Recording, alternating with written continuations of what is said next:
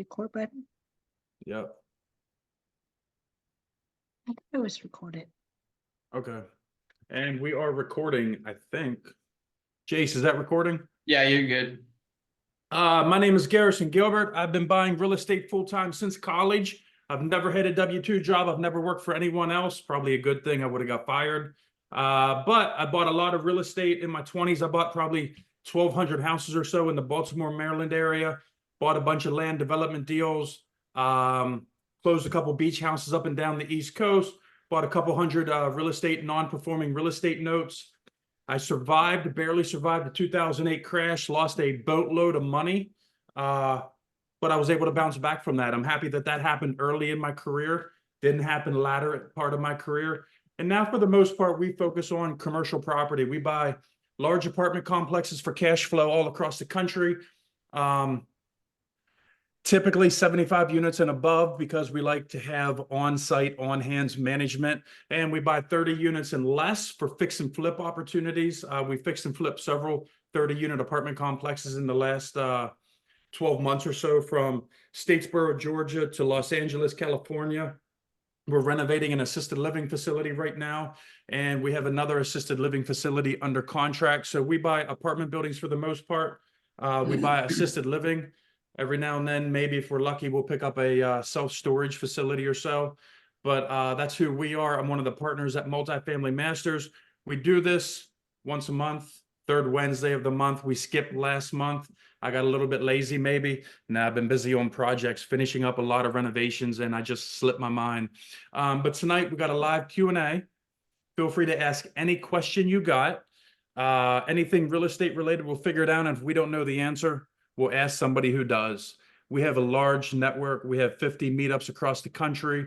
We have a Facebook group, multifamilymasters.com. Long story short, we know this business because we do this business. Anyone who has any questions, pop them in the chat below. Jace or Elsa, whichever one of you two want to keep an eye on the chat below. Jace is going to answer any marketing questions, any AI questions, any tech questions. Elsa is really great with numbers. She has a tech CFO background, and I'm a grunt. I'm a real estate guy. I'm very hands-on. I'm operations. With that being said, let me open. We got a couple up. questions in the chat. Do you want to start with those, or what do you? Yeah. Go ahead and start with those while I pull up the questions that were emailed over. All right. So Andrew has several questions. He's new to real estate. He's looking to buy multifamily properties in the Bay Area. He wants to live in one unit, rent out the others, and he says he's having a tough time finding deals that the rent could cover the mortgage. And he's got three basic questions: where in the Bay Area might I find the best opportunities for these kind of investments? Any tips for financing and lenders in that area? And would anyone be willing to share their experience or advice? Know any local experts or realtors in the Bay Area? Actually, that's an odd question because Elsa lives in the Bay Area as well. You should definitely connect with her. Elsa, take the question away. This is your backyard and this is your cup of tea. Yeah, so I think the best bang for your buck if you live in the Bay Area is investing in Oakland. I knew you were going to say that. I knew you were going to say that. Maybe Hayward, but I think Oakland would probably be the best. Cheaper area, Vallejo, right? Modesto. I don't think Fresno is good because the rent is low. So you get the highest rent, to be honest with you, in the Oakland area, especially if you want to work with Section 8 tenant, because the state pays actually. Now remember, he wants to live in this property. He wants a house like this thing. Well, Oakland, depending on the area, you can live in one unit and rent out the others. Yeah. A lot of people do that, but you can pay, let's say, $100, $125 per door, and you can rent it out for $1,500 to $2,000 per door. So you will most likely be positive cash flow, but Oakland, we all know, is a rough area. But there are different areas. Some are actually quite nice and some are not very nice, so you need to know where to invest. So in my professional opinion, like I do have an apartment that I'm selling right now in Oakland, and it is positive cash flow if you buy with a 20% down. So you make you may live in one unit and rent out the other, and you may not have to come up with any money. So, and there are, I think would depend on if you're looking for, 4 units or under, that would consider residential. If you buy more than 4 units, there are lenders out there that would. It's probably easier to go to a local bank to get that kind of loan. Bridge lender always excited to look at deals like that, especially if there's some opportunity for them to do a rehab and increase the value. Bridge lender is probably the easiest way to get funding for it. But otherwise, you just traditional loan. A lot of lenders will do it for you. And so she's going to say that. I'm going to say, I don't like Oakland. I don't want to live in Oakland. So I'm going to say, get creative, go direct to seller, because I'm guessing you've been looking or talking to realtors and brokers. I'm going to say, go direct to seller, do some homework on direct to seller, go direct to the source because of where we're at in the market right now. Number one. Number two, I'm going to say, reach out to local lenders. Talk to them about their loan program. Say, hey, I'm looking for a 4-unit or less. I want to live in one of these apartments. I want to house hack this thing. I want to rent the other 3 out. What kind of loan programs do you have? Number one, reach out to some local lenders. Then I'm going direct to seller and figure out what I can make happen. And when I go direct to seller, because of where we're at in the market right now, you might be able to take advantage of seller financing. So I'm not going to be able to kind of dive into any of those topics specifically because of our time crunch tonight. But those are some things that I would think about, and those are some things that I would focus on right off the bat. Elsa, do you agree with that or disagree with that? Oh, I totally agree with that. Totally agree with that. It's probably a little bit more work to go direct to sellers, and it may cost you money because you need to pay for the system. But creative financing is definitely a way to buy an apartment or even a house if you can't qualify for the loan. Put the energy into it, put the effort into it, look for deals that other people aren't finding. Direct to sellers, your way to go, man. And network with some wholesalers. Get in some of these local Facebook groups, network with some wholesalers, get on some wholesaler lists, let them send you some properties.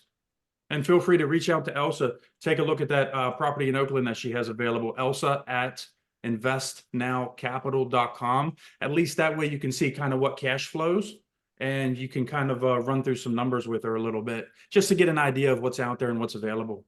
Jace, what was the next part of that question? You guys basically answered. I was gonna add to I don't know if you live in the Bay Area or not, Andrew, but I was gonna say, like Garrison said, if you live there, definitely go to all the meetups you can and start connecting with everyone there. But if not, Facebook groups are awesome to start connecting and find properties even. So just do a general search on Facebook or even LinkedIn too, and find people that are have groups in the Bay Area. And actually, real quick, we have a meetup. What is that date? 5/9, May 9th. Is that right? Elsa, I don't know the date. May 9th, Thursday, Yeah. May 9th.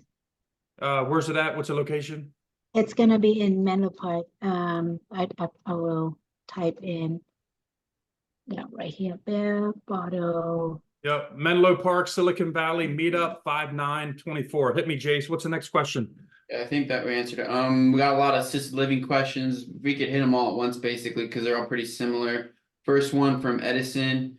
Is the plan to fix and flip the assisted living communities, or do you keep them for positive cash flow? And Slandy said, why assisted living? What was the first part of that question? Do we keep them for fixing and flipping it, or are you gonna buy and hold it for cash flow play? Cash flow. Elsa is a licensed operator. We want to hold these things. We're buying assisted living facilities right now in California. We picked up our first property in Fresno. We have a second property under contract in 15 minutes down the street. We chose Fresno just because of the cash flow play. A property was thrown our way. The numbers more than made sense. 100% cash flow play. Elsa, go ahead and answer the other. Why assisted living, Elsa?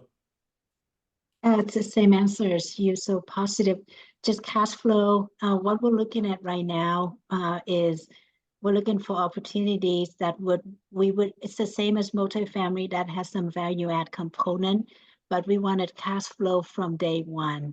So how do we determine what would be a good deal? So the one that I'm just going to give you very highlight information of the property that we're under contract right now. We will be able to, so they operate at about 70% occupancy right now instead of 100%. And with that being said, and their net income was slightly above $600,000 last year. So with $600,000 positive cash flow, I know for sure that my preferred return for the investors is covered with that net return. And on top of that, I have the opportunity to increase the revenue because they are still at 70% occupancy right now. So I can add, if I take it to 95% occupancy, we can add a few, $500,000-$600,000 in revenue to the current revenue that they have right now. We able to maximize. And then the second reason that we want to work with this group with assisted living is because the demand for this group, for this asset class is extremely high. There's just a lot of people that are 80 years and older the next 10 years or so, and they would need a place to live. Since they can't no longer, not many people have the opportunity to live with their family, so they need a place that is safe and someone could take care of them. So that is where the assisted living come in, is we provide a place for them to live. We have 24 hours care for them. We cook for them, we clean them, we help them with medication management, so on and so forth. And when we say we do it, we don't do it. We have a management team that does all of that part of the work. Exactly. So just meeting that very high demand. And I know with senior housing, they're just not building enough right now to satisfy that high demand. And we see this as an opportunity for us to come in and just have a share of that and continue to grow our company in that direction if possible. Supply and demand, low supply, big demand. The demand's going to keep going up. First property we bought was a value add because we did a major renovation. I've been living in an RV in the parking lot for the last 6, 7, 8 months while we did a crazy renovation on that project. It turned out awesome. The second one we're buying is a value add because it's all about the numbers. It's all about the occupancy. No physical work, but we're going to take those numbers from here to here because of the efficiency, lowering the expenses, increasing the revenue type of play. Hit me on the next question, Jace. Yeah, next question from Edison again, Vadim, would 2-story building work for assisted living? Yes and no. If you could build with an elevator, yeah, with an elevator, there's all kinds of cheap ways to put elevators in properties today versus 20 years ago. You can 100% do it with a 2-story building, and potentially with some of the smaller properties and whatnot on the second floor, a lot of them have nurses and stuff that live on site, caregivers that live on site. They would live on the second floor, and then the first floor, depending on the layout of the building. But there's options. Yes, absolutely. Yeah, and then also you got to keep in mind the people who need less assistance, they pay less money. People who need more assistance, they pay more money. So basically, for me, I want to work with the group that needs the most assistance because you pay your caregiver the same amount of money anyway. So there are different level 1, 2, 3, 4, 5. Level 5, you may be able to get $7,500 a month. Where level 1 is independent living, you may be able to just get $2,000-$3,000 a month. But those people are independent, they can walk up and down the stair, and they need less help, less assistance, but you also make less money with them. So for me, if I operate from a house, I would probably just go find a single level house so I can maximize the revenue rather than a 2-story house. But if you buy a big building, then of course, you would be able to afford to have an elevator in there and people can go up and down. So I guess this depends on what kind of senior population that you serve and what kind of income that you're looking for. And you'll be surprised how cheap elevators are today compared to a few years ago. Hit me with the next question, Jace. Got multiple underwriting questions. What does the expense ratio look like and how does it differ from multifamily? Um, let's see. How would you Elsa, what's the approach biggest the difference? underwriting? Elsa, what's the biggest difference in underwriting from multifamily to assisted living? What's the biggest difference? Number one. So rule of thumb, when I underwrite multifamily, if I don't know anything about the numbers, I usually use 50% for operating expenses. So, revenue, operating out the gate, I assume is 50%. But for assisted living, I usually use 70% for operating expenses and 30% for income, for net, I guess that gross gross income, not gross revenue. So 70% versus 50% is kind of my rule of thumb. Of course, there's always situation where you can, maneuver or manage. If you manage your staff better, maybe you can decrease that 70% down to 65%, maybe even 60%. Or if you work with really like all hospice patient, that means people, they check in and they may not live longer than 3 months. You might be able to make a lot of money from those residents. I've seen people charge 10, 15, even $20,000 for hospice people here per room. So now you have a very high incomes and you're able to, and then your expenses, you might be able to keep it at 50%. So it's really all depend, but rule of thumb, I use 70% when I underwrite my deal. And something else to take into account real quick is the newest property we have under contract. It's actually a dementia property. So the people are quote unquote losing their mind per se. So there's a much higher income there, but there's also a higher level of care. So you kind of got to know what you're getting into in order to adjust those expenses accordingly. Hit me with the next one, Jace, or did we answer all kind of parts of the underwriting question? I think so. How do you find a good assisted living operator if you don't want to manage it yourself? Ask from experienced operators. Go to conferences, go to networking events, hang out with people who own assisted living facilities. Just network your ass off, ask a lot of questions, interview a lot of people. It's just like a property manager with a multifamily property. You got good ones, you got bad ones. Everybody talks a good game, so you really got to go off of referrals. Also, real quick, anything else you want to add to that? Yeah, I would just go off referrals if possible and just ask around to see how they manage and look at if you go and buy an existing property.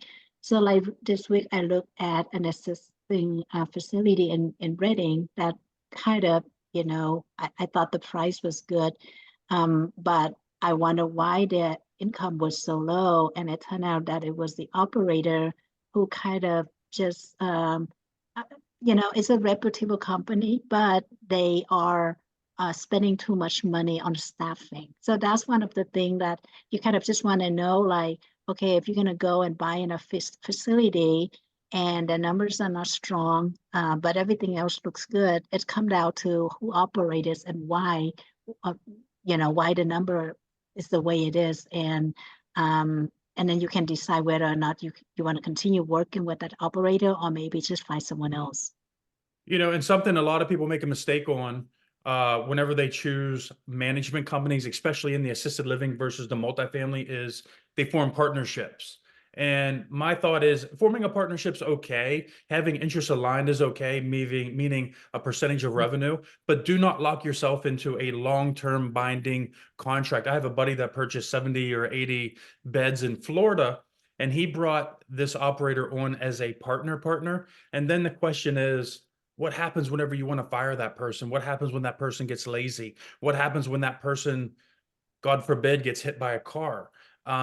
You got to think about those things and you got to have exit strategies and exit clauses. Do not get stuck with a management company, just like contractors. I say this all the time. Contractors are as good as they were yesterday. They'll be great yesterday. They'll be horrible tomorrow. Same with management companies. You got to be very careful who you align yourself with, especially in the assisted living business, because there are a lot of legal issues. You're literally taking responsibility for a property full of elderly people, and now you're providing housing just like apartments, but you got to make sure that those individuals are actually taken care of. Food, baths, bedding, you name it, you're responsible for them like you are their parent. So it's a very serious business, and you got to have the right team in place. Hit me with the next question, Jace. I like this. A lot of assisted living questions. This is good. What type of license do you have to manage these properties or find people to manage them? Take it away, Miss Elsa. Yes, so you definitely need to get a license from the state to run a facility like this. And it's not easy to get a license from them because now we're dealing with elderlies. Anytime you work with people, especially children and elders, is the state is keep an eye on you, and they pay your surprise visits, so on and so forth. So you need to apply for the license with the state to run the facility. And then you need to have Hold on, Elsa, do you need the license, or does the management company need the license? the facility needs to have a license. Okay.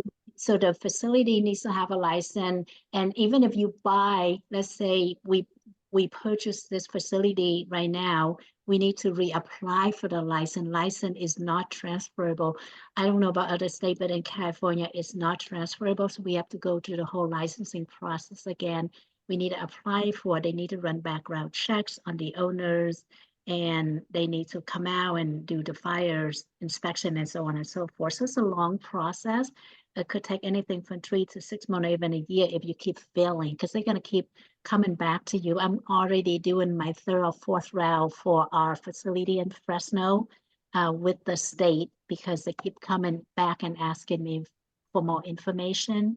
So the facility itself needs to apply for the license with the state. So does that mean that the acquisition process is a lot longer? Meaning you get a property under contract and then Not necessarily, because what happened is that if you were to buy an existing property, you still close it the same way. However, they will grant you permission to operate that under the old license. However, you need to apply for the new license during the process of acquisition. So as soon as we're done with due diligence, we need to apply for the license with the state. and how long does that take? How long does that take to get that license once you apply? It could be 3 months, it could be 6 months. Again, it comes down to how what kind of compliance that we need, right? If it's an over facilities, we don't pass fire inspection and so on and so forth, then it could take much longer. Let me ask you one more question. Do they care about your financial background? Do they care about your nursing background? Do they care about your criminal background? Or like what do they want from you? So assisted living facility, we don't have nurses and doctors on site. Those are nursing facility. So that's the difference between nursing facility and assisted living. Assisted living, we have caregivers. We do need a license or RN or LVN, just their license number to kind of like, okay, this person is assigned to this. However, they don't have to work there. I think I lost the second part of your question. What was your question again? I don't remember. I don't think do you remember? I don't remember. Oh, I asked that question. Yeah. Do they care about your criminal background? Do they care about your finances, or like what do they dig into in regards to you applying for that license if I'm going to buy an assisted?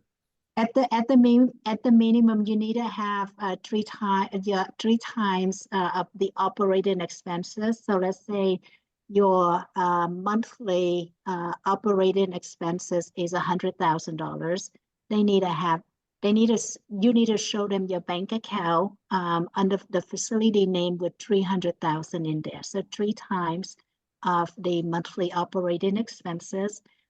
Criminal background depend on what kind of criminal that you had. Let's say if you had a minor car, I guess criminal background, they'll be okay with that. They make exemption, but if you had something that had to do anything with elderly, child abuse, financial fraud. those, financial fraud, I don't think is on the list, but definitely anything to do with children, elderly and stuff like that, it will be out of gate. It's a no for them. I would think financial fraud would be because a lot of people take advantage of elderly people in their checkbooks and whatnot. That's why I brought that up. Yeah, I did not see that on the list, so maybe they'll go case by case, they'll determine case by case basis, I guess. I hope that answered your question, Garrison. Yeah, it does. There If we I can go. get approved, anyone can get approved. No, I'm kidding. We got a lot of questions. What's lending like for or Edison said lending for assisted living has been tight. Are you seeing it open up now?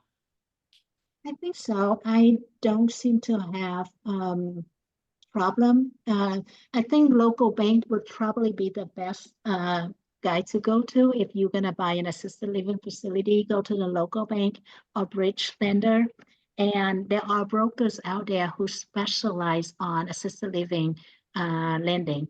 So you wanna find those brokers and use them instead of a multifamily brokers. And even if you're inexperienced, like Garrison and I, we haven't done this for years, but they actually look at your management company credentials when they qualify the loan for you. So you work hands in hands with your property management company, and they will qualify your loan based on the other person's resume as well.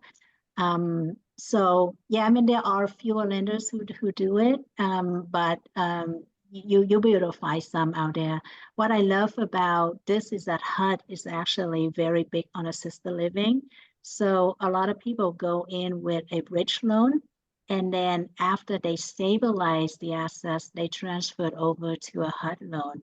Or you can buy, there are like the one in Reading that I was looking at, and the reason I like it because it had a assumable HUD loan of 4%, 4.5% that I could take over if I want to. So that's actually very, very attractive. And HUD loan is great because the rate is lower. I think they probably one of those that have the lowest interest rate.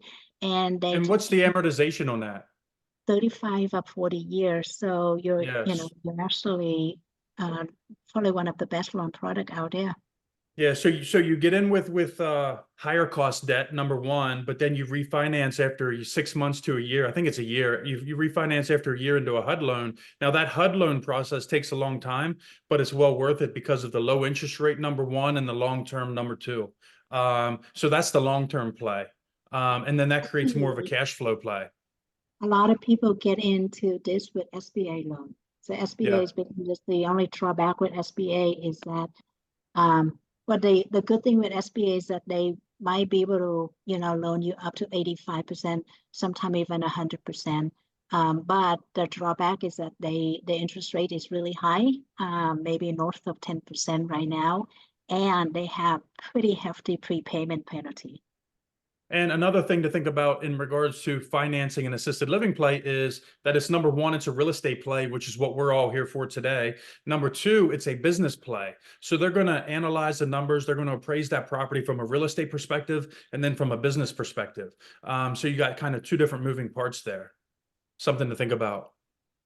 Hit me with the next question, homie. We got a lot coming in. Good. This one we can ask pretty quickly. Do you only serve elderly or do you serve intellectual disability? I'll piggyback off that. I'm thinking, would that be similar to you could pick your niche of elderly essentially or disabled that you want to target specifically to have on your buildings? Absolutely. Yeah, I think it's a two different type of license too. So the elderly is they call it senior care license. And then the other one is adult care. So it's two different type of license, but they're somewhat similar. Okay. Sanjay, are there different types of levels of certifications that you need as you go from independent living to assisted to memory care? And what type of percentage does a management company charge? Is it comparable to multifamily? 40% management fee, Sanjay. No, I'm kidding. That's what I expected when I first got into this business a long time ago. I expected that number, but you got to think that these numbers coming into the property are so much greater. So even if they're charging hypothetically a 7% management fee, which is kind of okay, that number's a lot bigger to that management company. Go ahead, Elsa. I'll let you answer this one again. Um, Management fee typically about 5%, just so you know, of gross revenue. Okay, so that's pretty typical. And what was the other? Oh, no, you don't need different type of certification. So once you qualify for, let's say, senior care, then you can operate. However, the difference level of care comes down to whether you serve, they call it ambulatory client and non-ambulatory. So ambulatory is someone that can walk, that can get up and walk in case of an emergency. They can leave the room. And those require a minimal level of care. And and with that being said, your rooms, your house, your facility they can be a little bit less restricted.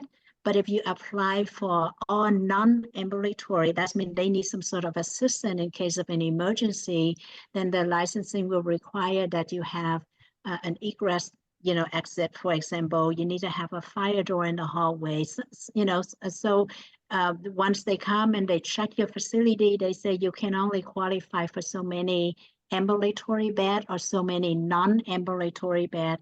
And then there's a third category called hospice. That means people, they are basically bedridden and they need to be turned every 2 or 3 hours or so. That's another level of care. So bedridden patient are, of course, the one that we make the most money, and it's even more restricted. So it all comes down to what you apply for. And then they will come down, they'll check your facility to make sure that you are, that your room or facility is able to accommodate that needs. Yeah, so a lot of it comes down, Sanjay, to the facility, not necessarily the operator. What's the egress in and out of this bedroom? If there's a fire in the hallway, can this person get scooted out of this bedroom? And sometimes you need to block off the whole section of bedrooms, and you can kind of have an in and out for a couple different bedrooms.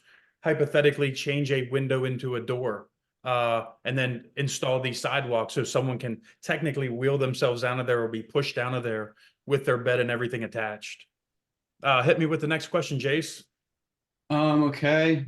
Oh, sweet. This one's for me. We got what Andrew said. How can AI help me as a new investor?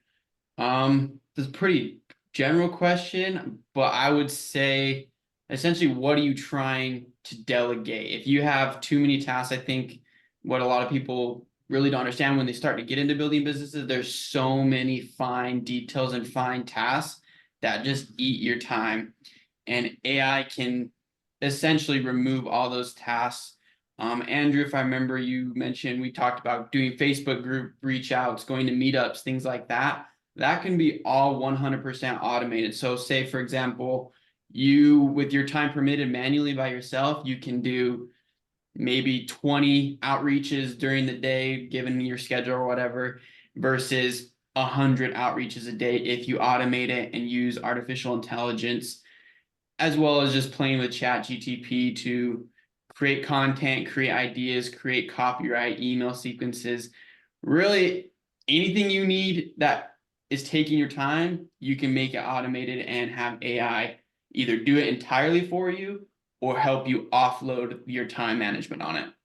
So let me use a couple of real quick examples, right, of real world. This is how we use AI. Elsa and I raise a lot of capital through AI. Jace does a LinkedIn automation for us where we are constantly reaching out to new accredited investors. Number one. Number two, AI then does the automatic chat back and forth with us through a program that Jace set up for us. So in essence, AI is reaching out to accredited investors, number one. Number two, AI is then creating those conversations back and forth, warming those leads up, and then it hands it off to us, and then we set up a call. It warms those leads up, and then AI takes over and does the intro sequence, the email sequence, and the nurturing sequence in order to keep those leads warm once they get into quote unquote our investor club. That's a very specific way, something that we utilize ourselves in our business. On top of that, we use AI to set up all of our in-house email sequences, all of our content, a lot of our social media management. It can help you with a lot. I'm not going to say a lot, but some of the property management. almost one of those things like Jace is on our team because he handles all of our AI and all of our systems and strategies and automations. And if you can think it, it's probably out there and he can probably implement it for you. Hit me with the next, did I miss anything, Jace, real quick? No, that's what I was gonna say. AI is it's growing at an insanely fast rate. Like last month from now is already so much better in so many different categories. The growth in it is insane and how quick it is. So the faster you start using it and learning it and understanding how it can help your business, the better. Because 6 months from now, it's going to be able to do some amazing, amazing things for businesses. And if you would have asked me a month ago or 2 months ago, I would have said AI, it sucks for content creation. AI sucks for copywriting, things of that sort. And then Chat GPT 4.0 Turbo came out and they're getting ready to launch Chat GPT 5. And it's absolutely amazing. It's absolutely grown in such a crazy way in the last 6 months where we have an AI mastermind. We're in an AI mastermind with Jace, and we kind of learn all of this stuff on a weekly basis. And it's just crazy the things that you can implement. Hit me with the next question, my man. It's a lot. Vaughn said, what resources can we use to research a market and see if it's viable to target our buy box? I'm gonna answer this one. ChatGPT and then Perplexity are probably the two best. So if you've never used ChatGPT, it's just instant access to all the data information that's out in the cloud, web, anything and everything. However, ChatGPT is more general research. And hold up, Jace, real quick. Is ChatGPT, is that research parameters? Is that kind of outdated a little bit? Meaning that's working off of 6 months or 12 months ago data? Yes, or their last update, they're supposed to be updating. And that's what ChatGPT 5 is coming out with, was 2022, their database. So all that information is coming from 2022 on Google, all the interfaces. So I don't want to use that I don't want to use ChatGPT if I'm buying an apartment building in Pittsburgh, Pennsylvania to look up Pittsburgh data. Yeah.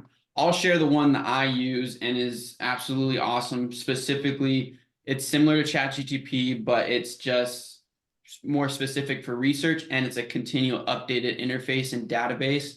It's called Perplexity. I just put the link to it in the chat, and just start playing around with the ask it your specific questions, ask it your exact question you asked me, and let it hit out the see what it comes up with, and it'll give you links and information in a matter of seconds. Now, when I look up markets, to answer that question from a normal perspective, not an AI perspective, when I look up a market, I'm old school. Elsa, if someone sends us an apartment building from, I can't even think of a crazy name, Bismarck, is that South Dakota? Where's Bismarck? Wherever it's at. If someone throws us a city, some crazy city in the middle of kind of nowhere, we want data on it. Elsa, what are the 3 or 4 quick tools? Just give me the tool names. What do you use? What do you look them up for? Like citydata.com? Like, what do you use? So the first thing I do is that I actually go to Google and I put in Boston, Montana population, right? And Google is pretty cool in giving you basically the graph of the population growth the last, I don't know, 10 years or so, and the nearby city. So you have an idea of what's just within, I don't know, pretty close proximity to that city. And it also give you the graph to see whether that has been the population has been going up or down. So the first thing I do is that I go to Google and I do a search for that.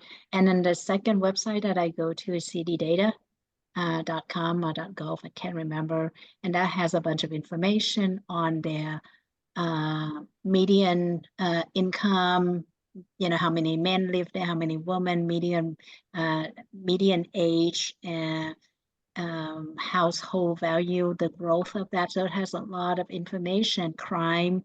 So CD data is my go-to. And then when I do the rent search, the rental income, I use Renometer, I use apartment.com, I use Zillow. Those are my kind of free go-to websites. Just put in the address in there and see what kind of rent you get, all those are free websites out there that you can utilize to do research. And look up crime maps. I want to look up crime maps, see what the crime looks like in the area. I'm going to go to census.gov and see what that population looks like. I want places where population is growing. And I'm going to call local city offices and kind of get a feel for what's going on in that city. I don't want to buy in cities where it's a one-horse town. If its major industry is hypothetically a military base, or it's all related around the steel mill industry, like Pittsburgh, for a random example, I don't want to be in those kind of towns. I want where there's diversification. I want to make sure that my money is safe. If that employer leaves, if that Army base leaves, I want to make sure that the value of my property doesn't decrease and rents go from 900 on average to 400 on average. And another thing I want to look at is what were those average rents over the last couple of years? Because with where we're at right now in 2024, some markets have rents that went from $900 a month, just say 3 years ago, to $1,400 a month right now. I know average over history is 2% rent growth a year, not 20%, not 30%. Eventually there's going to be a correction, and I don't want to hit the wrong side of that correction, the wrong side of that bell curve. Hit me with anything you think I missed real quick, Elsa? That's pretty much it. All right, hit me with the next question, Jace. I'm looking for this. There's a lot of communications. Andrew, what platforms are you using to do this? Any coding? Just to answer, that's a piggyback question. We have our own in-house CRM that we use that it is capable of linking with all these things. It's called Market Magnet, as well as there's thousands and thousands of softwares and systems out there. You can try them and you could spend your whole life trying to figure out the perfect one for you. I could refer you to some that we use that are really good. But that would probably be a more specific conversation, because you could get really caught up in spending a lot of money on different platforms. Jace, what's your email address? I'll throw it in the comments below. Oh, I was just about to send it right now. Okay, hit me with the next question. I'll write it. What's your email? Jace at rampmarketing.ai. Rampmarketing.ai. I'm not seeing any other questions. Does anybody have any other questions? I got a whole list of 20 of them here that we haven't gotten to yet.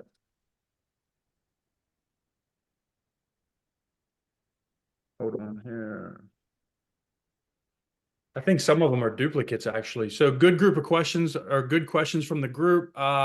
Let's see here. Let me just start. I got 20 questions. We're going to run through these quick. We're getting close to the end of the evening. When underwriting deals, what is the difference between underwriting multifamily assisted living? We got it.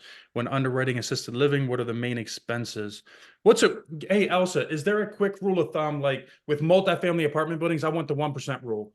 If something's rented out for $1,000 per month, I don't want to pay more than 100,000. It's really 1.2, but I don't want, in general, I don't want to pay more than 100,000 bucks. That's the 1% rule. What's the kind of a general rule of thumb for assisted living, Elsa? Honestly, that's a really good question. I mean, I usually do I would probably pass on a deal knowing that, let's say, if I look at the usually with assisted living, we break it down into two different components, right? We got the real estate piece, and then we got the business piece. And any lender would require you to kind of, it's a one deal, but you have to break it down into how much is assigned to the real estate and how much value is assigned to the business. And real estate, you already kind of have an idea, right? And for us, we choose to work in the Central Valley of California because it has the cheapest real estate compared to the northern. In California. In California, compared to the. It's still expensive. It's still expensive. Don't get me wrong. And then when you look at the business, my rule of thumb is, if the business makes $100,000 a year, I think the business worth 300,000, 350, about three So that's times. a 3x. That's a 3x rule. Exactly. So if the house, if the business make 600,000, they would be able to sell it for close to $2 million, plus the real estate, whatever the real estate, you just kind of have an idea, because a property in Fresno is a lot cheaper than a property in Los Angeles or San Francisco. The properties we're looking at in general rule of thumb, $100,000 a bed. Some bedrooms have 2 beds. in general. Something else to think about in regards to assisted living that kind of threw me for a loop a long time ago when I got into assisted living. The major categories, there's two types of assisted living. You have the big facilities, the medium facilities, which is kind of what we buy, where you walk in and you look at it and there's 30, 50, 80, 150 beds. And then you also have what's called, what is it called? We don't buy these, but they're called RCFE, residential care facilities. Is that what that stands for, Elsa? Yeah. Residential care facilities where there's a lot of smaller operators who buy 5-bedroom, 4-bedroom, 6-bedroom houses. They put 6 residents in it because the general rule of thumb across the country is you can have 6 non-related residents in one house without that being considered commercial. Buy a 1-level ranch house, 5-6-bedroom, rent them out to elderly people, have a couple nurses come in and out throughout the day, maybe even have nurses who live in-house. And then general rule of thumb is I know some operators who operate those types of businesses. They tend to be nurses, for example, and they make $10,000, $15,000, $20,000 a month profit off of a 5-6-bedroom house. That's a pretty interesting way to go about it. I think more like 8,000 to 10,000 net after they pay everything for a 6-bedroom. I mean, for a 6-bed facility.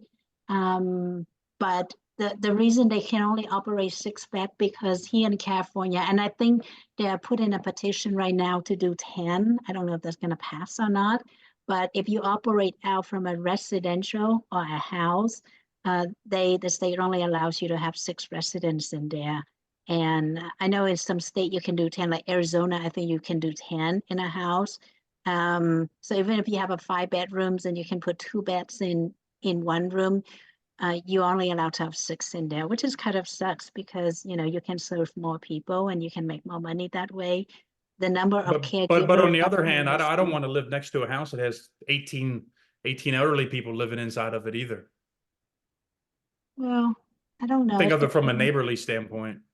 Yeah, that's why it's, the commercial, if you're going to do assisted living, you may want to choose typically commercial or multifamily, they do allow you to have more than 6 people in there. But so our first assisted living facility, we bought a multifamily property that was all one level, and then we turned that into an assisted living facility because it was on a commercial street. Something to think about. Next question. Real quick, we got to run through these. Here, Jace, this is a question for you. What are some cost-effective ways to market my brand on a limited budget? For those who are just starting out, what are some cost-effective ways to market my brand on a limited budget? Real quick, Jace, give me 3.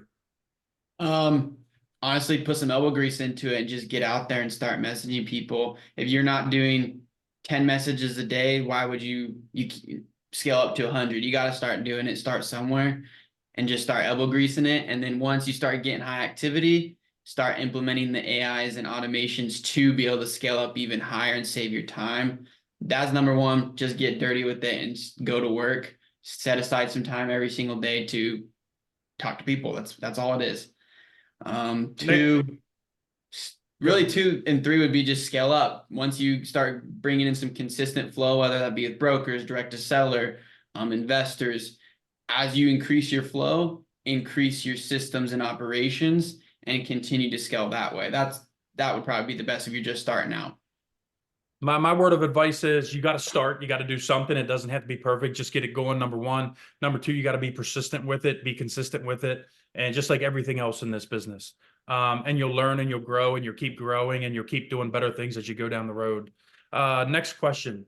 I first saw Elsa and Garrison speak on stage at Raise Fest. Just real quick, Raise Fest is a big capital raising conference, probably one of the bigger conferences in the country for capital raising. What is your number 1 capital raising hack? I kind of mentioned a little bit ago, my number 1 capital raising hack is LinkedIn automations that Jace put in place for us. Sounds like a plug for Jace. It's not, but it's absolutely game changing. It uses AI, it uses virtual assistants, it uses systems, it uses automations. So it does a lot of the capital raising. It does a lot of the nurturing for you. And then you just hop on the final call, a discovery call, and kind of take it from there. And then they get into your email sequence and you nurture them that way. Elsa, real quick, what is your number one capital raising hack? How do you, don't mention the LinkedIn campaign, but other than that, what is your go-to, your number one? You better talk Um, about networking real quick. You're the queen of networking. I don't know if I'm the queen, but you wanna be in front of people, because nobody gonna invest with you if they don't know who you are. So any opportunity that you can put yourself in front of people, for me, I go to meetups. And if I have the opportunity to speak, I speak, right? I tell people what I do. I share with them my deals. I share with them, the profits that we make or we could possibly make if it's a one-on-one conversation. So we were very careful about raising capital in public because it could be, we could get in trouble with the SEC.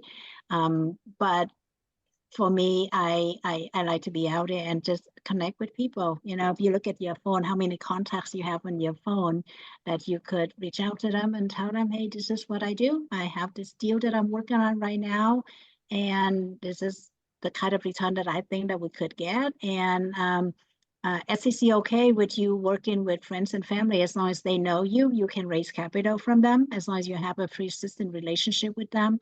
So just go to your phone book and talk to the people. Don't be afraid. If you believe in what you do, you got a good deal and you want to share that pie with somebody, call them up and tell them about it.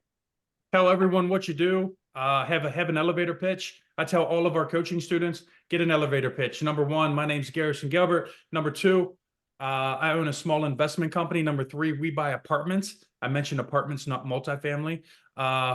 We help individuals just like you. Number four. Number five, we help individuals just like you build wealth through real estate. And I end that conversation on real estate.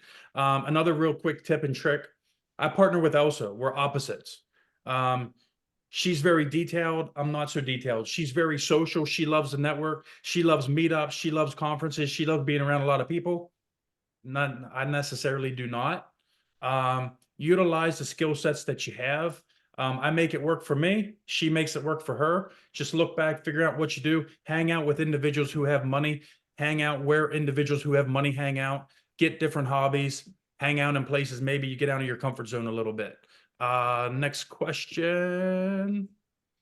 Can I piggyback off that while you're finding the next question real quick? Yep, hit me. Yeah, I think it's a lot of people Okay. say like, I don't even know where to start. I don't have any leads. How do I get leads? How do I get leads?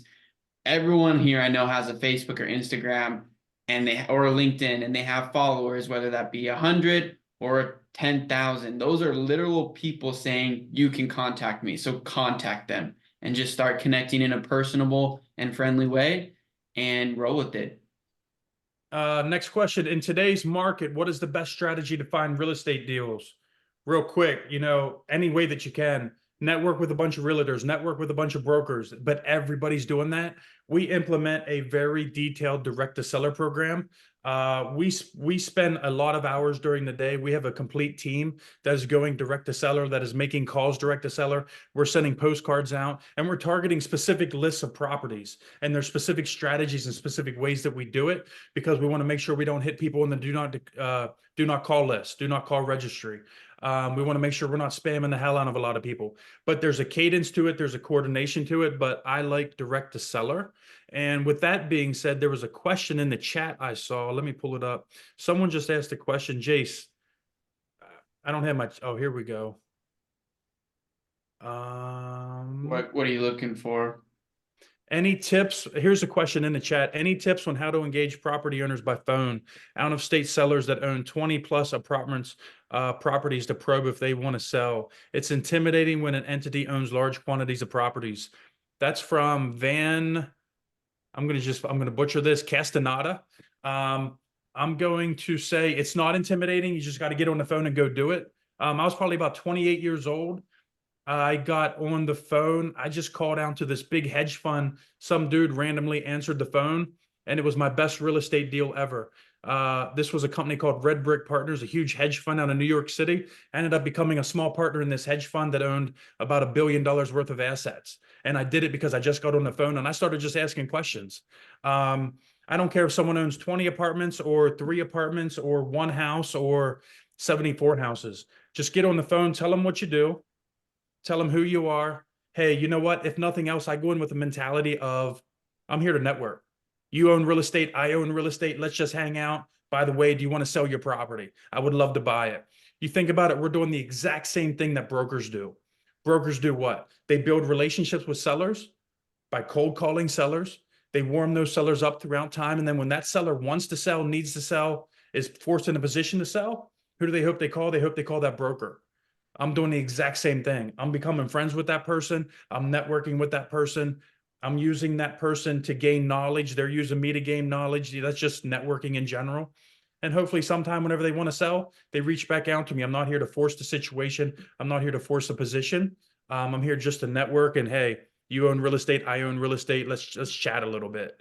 Go in with that mentality. Don't go in with the shark mentality of, I want to steal your property. I want to steal your property. I want to steal your property. That was my attitude when I was 22 versus 42. My husband and I are a team, and we are definitely in our own lanes without much overlap in our skills. I'm not sure. That might be a conversation here that I'm not. Are you operating your assisted living facilities, or are you hiring out to management companies? We're licensed to manage our own facilities, but Elsa, answer it. We use an operator. Yep. Yeah. So And I'm the administrator, temporary, because I would like, to hire an administrator as well, but we use an operator to manage our facility. we pay them roughly 5% of gross revenue. Right. Let's see here. Did I miss any questions? Can 6-bed facilities like the smaller RCFEs, can they cash flow? Better location normally means higher rents. Yes and no. In California, yes, they can cash flow. Elsa said 8 to 10,000. I said 10 to 15,000. She's probably more accurate on that. They can cash flow. And it depends on if it's private pay versus state paid. We didn't get into that yet tonight. But long story short, most states across the board, it doesn't matter what location it's in per se. They have specific guidelines that they pay per bed, whether it's in an expensive area or a low priced area. Just kind of got to pick your poison a little bit, because the difference in I don't want to use the word quality. The difference in caliber of resident might be different. The mentality of the residents might be a little bit different from a low income area versus a high net wealth area, something to think about. And then the level of care too, like if you get a couple of hospice people in there, that you could potentially make a lot of money, because hospice, you can charge a lot more than people who pretty much independent. I've seen the people charge 10,000 for a hospice person to, there was one person that I talked to last week, I can't remember who, and they paid $20,000 because she wants to have a bed, and she's not even hospice. So it really depends on the location. Like if you And that's have private pay. That's private pay for that sure. private pay, Yeah. state, as far as I understand, we work with Medicare people, and they actually paid the same. Based on the tier, they got tier 1, 2, 3, 4, 5. Whether you are in Fresno or you're in Palo Alto, they pay the same. So that's why And Palo Alto is the heart of Silicon Valley, very wealthy area, just very an wealthy FYI. people. So Fresno is a farming type you of get area, very higher. Spanish type of area. Yeah, so you get, you buy cheap real estate, but you get the same amount of pay from the state. I would just go for cheap real estate.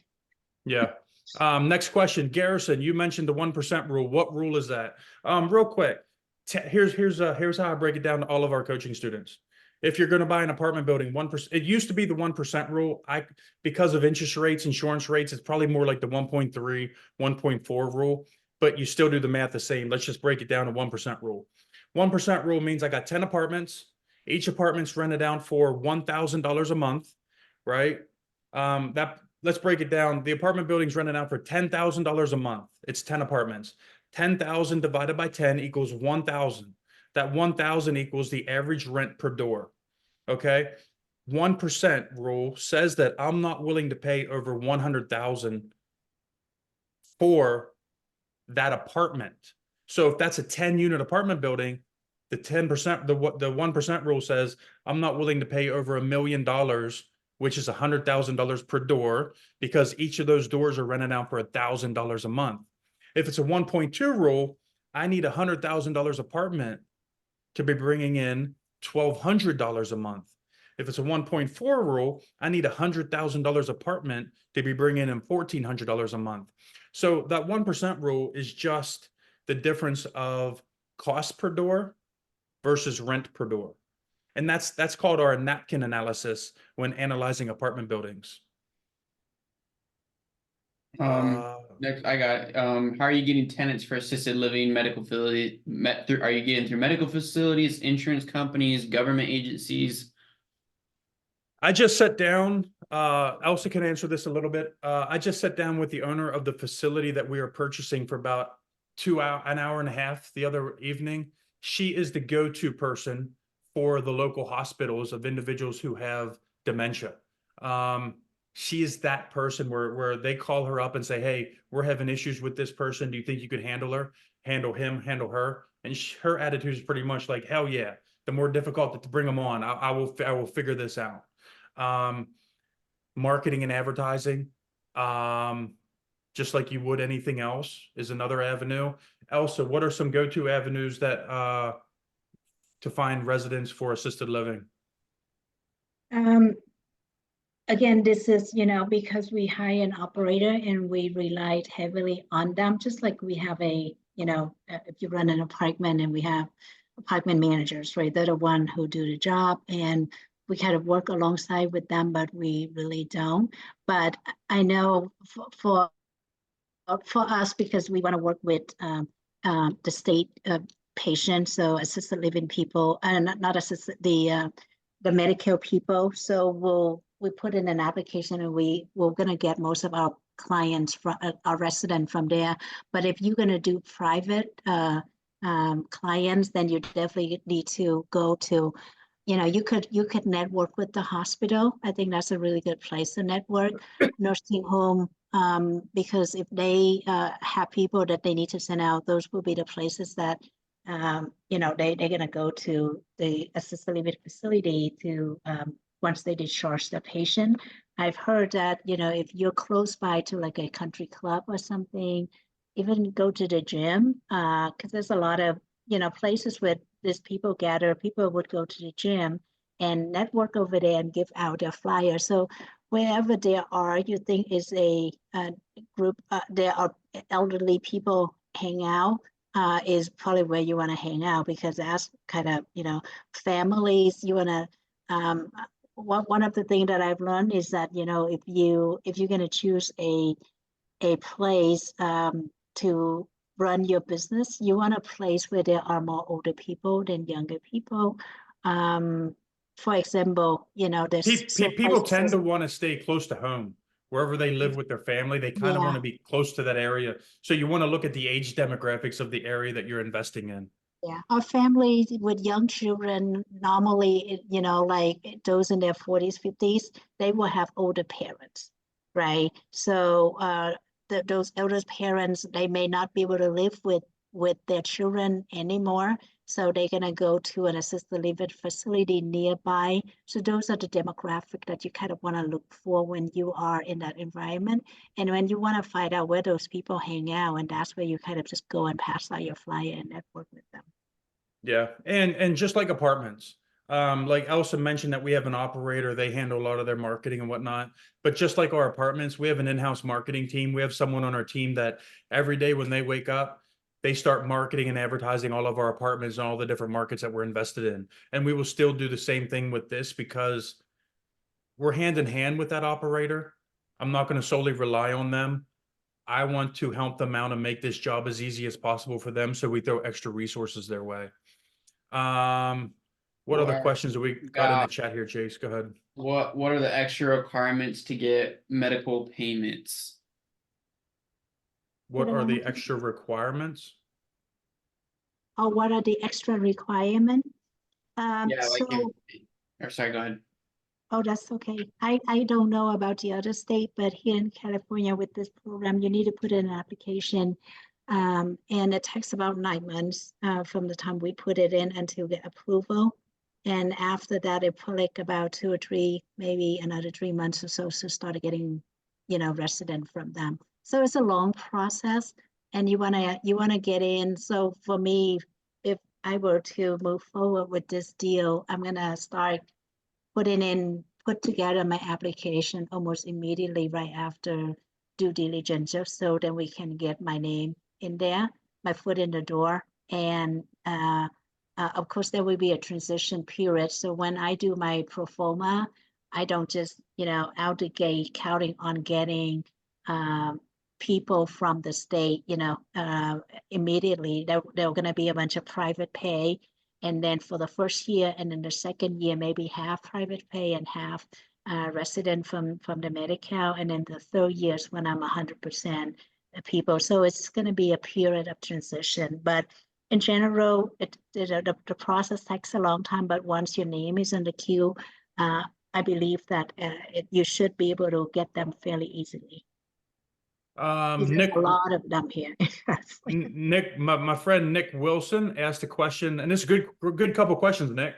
What's the vacancy you try to achieve in assisted living? In general, I want that thing to be filled up, 100% occupancy. But caveat. Caveat is, like, for example, right now we have a facility that we could have X amount of patients in, but whenever we ran the numbers on that, we actually are going to have it at 50% occupancy, because we get a lot more money per bedroom versus per bed, if that makes sense. So we make more money with less people, number one, whenever we charge per bed. And number two, we have less nursing and staff on site with more money coming in. So there's a little bit of an analyzation there that goes on that I can't really be specific on that. Do you have annual leases? No, you do not. You have month-to-month leases because, number one, you don't want to force yourself into having a disgruntled resident or someone who's out of control. And number two, the next question here, part of his question is, what about people who die, turnover, et cetera, et cetera, et cetera? A lot of times you will have some facilities I've seen where if somebody passes away, you have a 2-month charge until they fill up that room or fill up that bed per se. Definitely not an annual lease, because you don't want to jam yourself up in that situation either.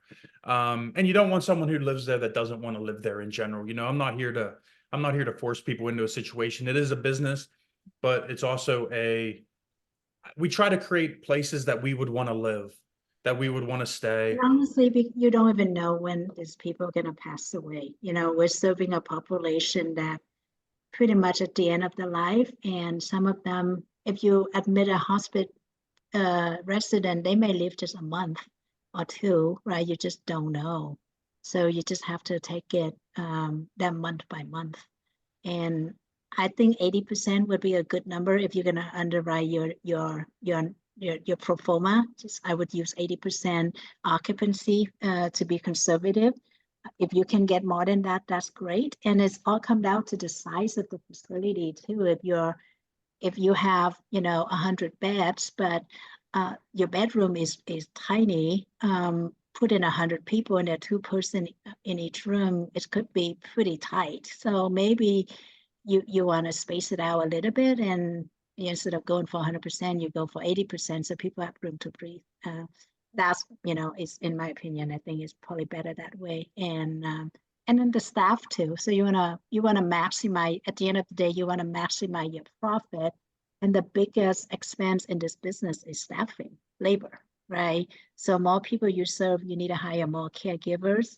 So you want to take that into consideration, and you want to maximize that capacity in a way that you don't need to bring in. You don't need to hire one more caregiver because you bring in one more resident. So if you can bring in 5 residents or 6, then you can bring in another caregiver. So then you can maximize the profit. So it's when it comes down to that, it's a formula that you kind of just have to sit back and see what's best for your business. Next question. Do operators for assisted living facilities find tenants and hire and manage employees? Yes, yes, and yes, but also we have an in-house management team.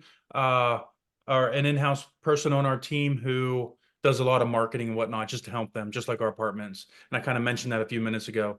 I have stayed away from ALF, assisted living facility, because of concern of risk, higher chances for lawsuits from clients, injuries, caregiver injuries. Do you have a perspective on this? Sure. Yes, there's a higher chance for lawsuits. Yes, there's a higher chance for headaches. Yes, there's a higher chance for things to happen, but that's why you have insurance. That's why you have a good team. That's why you have a management team overseeing operations. Everything comes with risk versus reward analysis. That's why you make more money with assisted living facilities as well. What are extra requirements to get Medi-Cal payments? Also, real quick, give me within 45 seconds, give me what are the extra requirements to get Medi-Cal payments? Just so you know, like it's the process takes 9 months, and like, I just turned this in like to see this whole stack. That I had to hire somebody to help me put that together. But long story short, it's a time consuming whenever you work with the state. And but once they approve, then you're fairly set, because now you can because there's a lot of people on the wait list to find a home. So you know that you can get residents in your facility fairly easily once you're approved by them. But it is a long process. So you have to be really patient. And if you open a brand new facility, then you may want to field in with private patient instead of just sit there and wait for this thing to get approved. Yep, and Jeff Berlin brought up a very good point. Do you want to hear stories about RCFEs? I owned 11 homes after closing 2 months before COVID. I luckily got out. Long story short, he owned a couple properties during COVID. COVID was a black swan event. Yeah, he could have lost his shirt with assisted living facilities during COVID, because I just was talking to a lady who we're purchasing this facility from, Rachel. I sat down with her for an hour and a half last week, hour and a half, whatever that was. And she said that she was able to avoid COVID for the first 11 months. All of a sudden, one of the elderly people went to the hospital, came back from the hospital, tested negative. But once she got back into the facility, the hospital actually called up and said, hey, there was COVID outbreak in the hospital when this lady was here. She tested negative. You might want to retest her. She tested positive, and 28 individuals died over a 2 to 3 month period. That's a black swan type of event for assisted living. But on the reverse side of that, I can give you a horror story about owning apartment buildings during COVID, when everybody got the idea of, I'm not going to pay rent. I'm not going to pay. I'm waiting for government assistance. I'm not going to pay rent because my neighbor's not paying rent, because my other neighbor's not paying rent. And then nobody was paying rent, and the government held down everybody except landlords. So it didn't really matter where you fell in that real estate category, you were affected by COVID, and there's horror stories across the board from that. But once again, that's a black swan type of event. That's everything I see in the chat below. Real quick, what else do we got here? With interest rates so high right now, are you still buying apartment buildings, or should I wait for interest rates to come down? Problem with that is you wait for interest rates to come down, prices go up. So my thought is, real quick, yes, we're still buying, number one. Number two, buy now while interest rates are high, where the prices are down a little bit. Wait for these interest rates to come down a little bit in the next 3 to 6 to 8 to 12 months, whatever that looks like. Assuming that property is still cash flowing somewhat now, refinance it later into long-term debt. And I'm not going to say do not wait, but in general, do not wait, because if interest rates come down, prices go up. Do you have a license to run assisted living? We covered it. Do you need doctors and nurses to run an assisted living facility? Yes or no, Elsa? Do you need doctors and nurses? I don't think so. Not for assisted living. You need caregivers. You need caregivers. What's the biggest lesson you have learned in this business that surprises you? In real estate, biggest. Before I got into the business, I thought that you'd have to be a nurse in order to get into this business. But that's assisted living. This is a multifamily question, but yeah, biggest surprise is you don't have to be a nurse or a doctor to buy assisted living. Biggest surprise in real estate. You know what the biggest surprise is? Anybody can do it. It's easier to buy a 50 or 100 unit apartment complex than it is for me to buy a $1.2 million house, even if I can pay cash for it, because it's a team effort. It's a commercial loan. They don't care about Garrison. What's your credit? Garrison, what's your job history? Garrison, let me see your pay stubs. Garrison, it's more of a team. It's like, hey, Garrison, you got any money? Nope. Loan approved. Garrison, you got any experience? Nope. Loan approved. Garrison, do you have a track record of winning? Nope. Loan approved, because it's a team effort. It's about who you surround yourself with, is who you put your arms around with, and you go to quote unquote war together. So that's number one. And number two, the second biggest surprise that comes to mind, I tell all of my coaching students this: the smarter you are, the more likely you are to have analysis paralysis, or the smarter you are, the more likely you are to fail. I've had some coaching students that are very, very smart that have lost their shirt because they come in and they feel like they know everything. They've been successful in one business or another. Garrison, that's not how it's going to work. That's not how it's going. You just don't know what you don't know. Follow the systems, follow the processes, and anybody can buy apartment buildings. I've seen some really, hate to say it, I've seen some really dumb people make a ton of money. I've seen some really smart people lose a ton of money. I'm not gonna say it doesn't go the other way, but if you follow the systems and you use common sense, anybody can win with apartments. Do you ever go direct to seller? Absolutely, all the time, every day. What do you use for multi? I'm not gonna get into that one. Would you buy a 12-unit property, or is that too small? Depends on your goals, depends on your mentality, depends on where you're located. Assisted living, what kinds of rents do you charge residents? We went over that. Have you ever retraded a property? Everyone in this business says, do not retrade, do not retrade. We have retraded. Retrade means I got this property under contract for $5. We did due diligence. I realized it's not worth $5, it's worth $4. I go back to the seller and I say, hey, I can only give you $4. I have done it. I don't like to do it often, but if it's required, absolutely. Are you accepting any new, I get this question every Multifamily Masters Live. Are you accepting any new people into your Multifamily Masters mastermind? I say no every time, but we are going to accept 5 or 6 new members probably over the next month or two. On the old capital, oh, that's the same one. That's pretty much all the questions. Anything else in the chat, Jace? Anyone else have any other questions? I think we hit them all. There's a lot of great questions. I feel like this was a pretty good one. I learned a lot about assisted living, and that was a lot of good questions. I did not plan for this to be an assisted living breakout session, but this was awesome. I learned from Elsa. Elsa's a brainiac when it comes to this. She's more hands-on with this. I'm more part of the real estate part of the business, but this was awesome, Elsa. Anything else that you want to throw in, Miss Elsa, before we hang it up for this evening? And once again, we are Multifamily Masters. This is our Multifamily Masters Live. We do this the third Wednesday every month. Next month, I was going to have actually an assisted living call, but I feel like this might have kind of been it. But we'll talk about what next month's evening is going to look like. Jace, you got anything you want to throw out there? Rampmarketing.ai, Jace at rampmarketing.ai, Elsa Nguyen, Elsa, ELSA at investNOW capital, investnowcapital.com. My name is Garrison Gilbert. Garrison at investnowcapital.com. Jace, you got anything?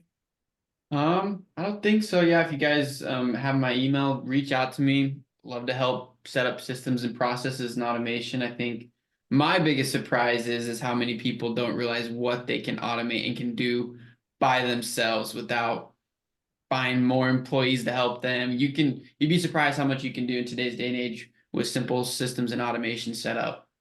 Elsa, right before I let you do closing statements, one last question from, I'm gonna butcher this name, Vadim. I'm not sure how to pronounce that. My apologies. Would a stair chairlift work for a 2-story? Yes and no. Yes, depending on the level of care that's needed, depending on how wide the staircase is, how the staircase is built, all of that stuff. But I have seen it. It does help. But then once again, whenever someone gets to a certain level, they're not going to be able to use that chair. Just something to keep in mind. Elsa, let me see here. What are the You can put those people in the on the lower level bedrooms on the first floor, and then the one can Yep. walk. You put them on upstairs Yeah. to solve that issue. I've seen Elsa put people over her shoulder, carry them up and down steps like a maniac. That's why she goes hiking every day. Good for her, Elsa. That might be against the rules, but if it's not on video, they can't prove it. I say that jokingly. Elsa, hit me with some closing statements. No, that's it. Thank you for being here today, and feel free to, email me. I'm on LinkedIn. I'm on Facebook. I would love to stay in touch with you. Come to my meetup in Thursday, second Thursday of every month. And I decided I'm gonna just stick to one location. We've been moving around, but Bear Bottle Brewery in Menlo Park, 4 to 7 p.m. I know everyone come out on Thursday, so it should be really fun. So yeah, if you're local, look forward to seeing you guys there. Elsa at investnowcapital.com is my email, and my Elsa Nguyen on LinkedIn and Facebook. That's about it. And whenever she says her meetup is in Menlo Park, that's Silicon Valley, Northern California, Bay Area. My name is Garrison Gilbert, Multifamily Masters. I'm going to keep this channel open. We do it every time. Feel free to network. Feel free to hang out. Feel free to ask more questions. Feel free to grab other people's contact information. That's what multifamily, that's what commercial real estate's all about. Thank you very much. We'll see you again next third Wednesday of the month.